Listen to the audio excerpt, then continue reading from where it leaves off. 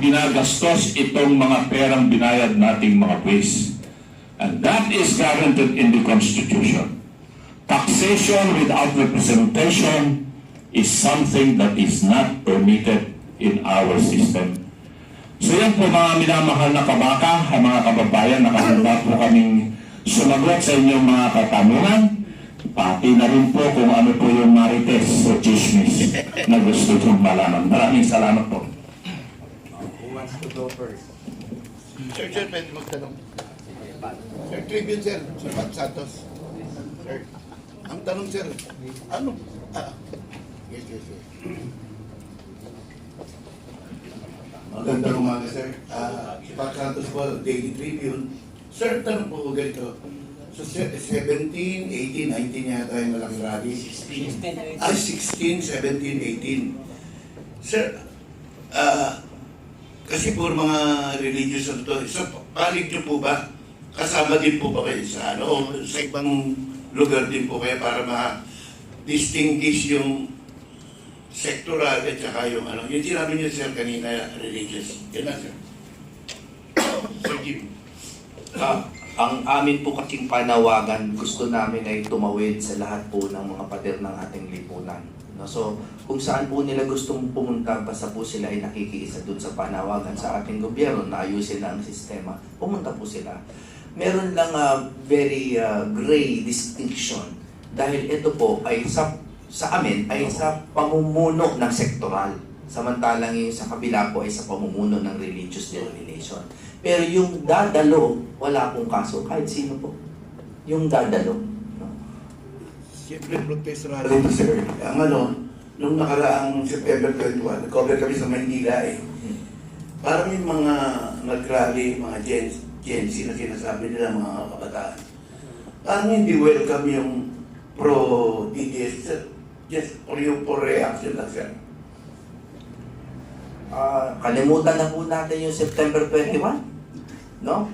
Hindi naman po dahil sa we are diminishing the importance of it. No? But because it was clearly unclear. Tama? Ambiguous yung panawagan dahil po na lumabnaw ba dahilan po sa hindi naman nagkaisa yung mga tao sa kanilang mensahe. So, tawagin na lang natin itong November 16 na take 2. Na tayo po ay naglilinaw ng ating panawagan. Let us consider September 21 na without malice na lang.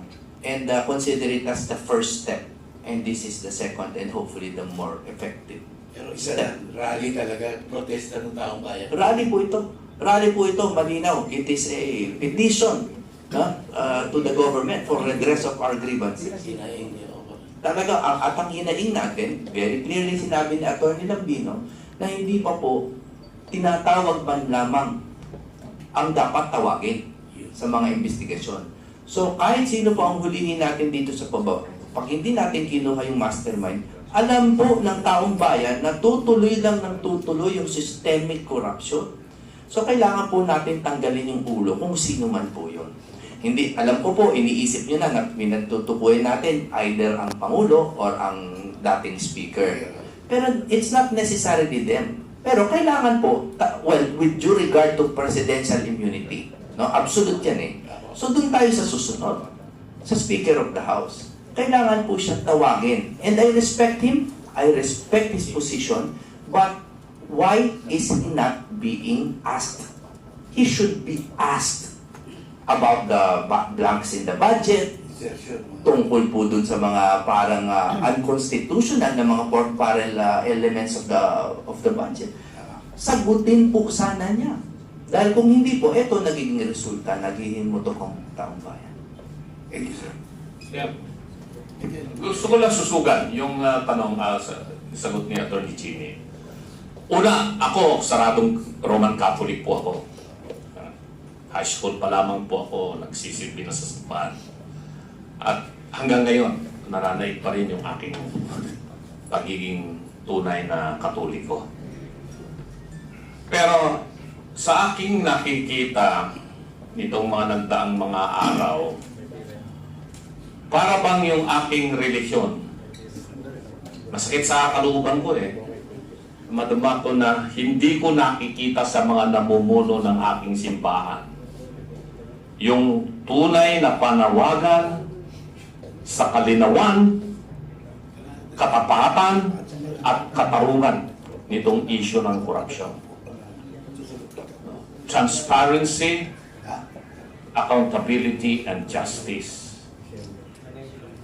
Ang nabasa ko na naging pahayag ng aking simbahan, nananawagan ng pagbuo ng Truth Commission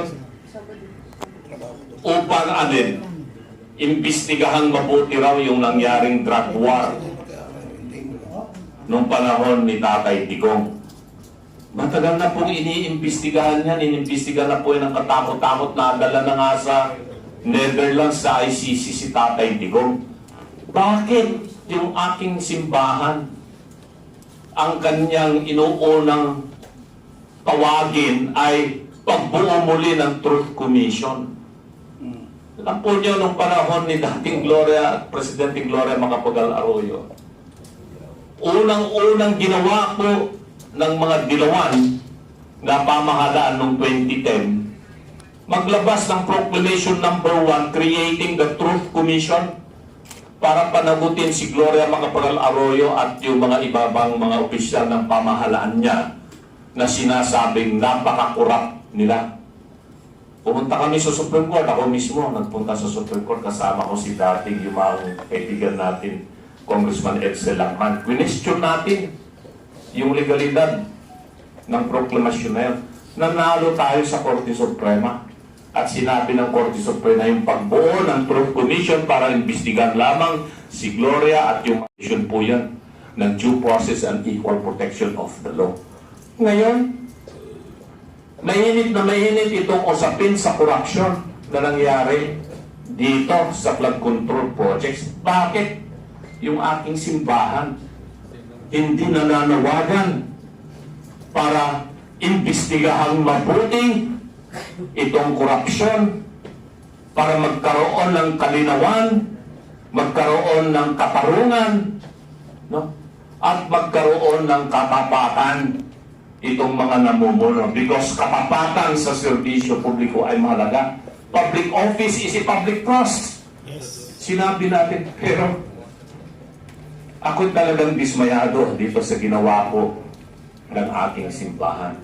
Kaya natutuwa naman po ako itong mga ibang mga simbahang malalaking katulad po ng ating Iglesia ni Cristo, itong Jesus is Lord, itong grupo ng KOJC, at iba pang mga sektor ng religion, na sila po ngayon ang nangunguna at namumuno dito sa gaganaping pagtitipon sa November 16, 17, 18. Ako po yung nakikiisa sa kanila. Katoliko po ako, pero sasama po ako sa kanila. At nananawagan ako sa aking mga kapwang mga Katoliko. Kung yun po mga namumuno sa ating simbahan, iba po at lihis sa kanila ang dapat gawin. Hindi ko alam kung sasama po kayo sa gusto nilang mangyari.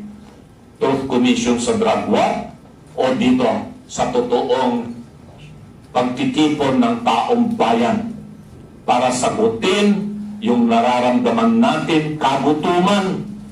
Dahil kung meron pong korupsyon, ang kahirapan nandiyan, maraming Pilipino ang nagugutom. Lahat po tayo dito ngayon. At lahat po kayong nanonood, nakakaranas po kayo ng kahirapan. So yun lang gusto kong linawin. Ako ay nananawagan sa aking mga kapwa Katoliko. Sumama po tayo sa 16, 17, 18. Hindi man po tayo makapunta doon sa Luneta, meron po gagawin pagtitipon po dito sa may EDSA Shrine. Andiyan po. Sa People's Power Monument. Sa People's Power Monument. Diyan sa EDSA. At ando doon po tayo. At kung gusto po ninyong mapakinggan po ang inyong mga boses at tinaing, ay sabi ko, gamitin po ninyo ang inyong cellphone, social media platform, ang inyong pong magiging gamit upang maipahayag ang inyong saloobin. Maraming salamat. Sir, follow up po.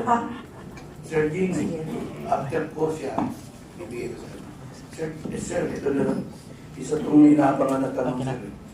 Sa component ninyo, Professor, sa grupo nyo, may kasama bang military?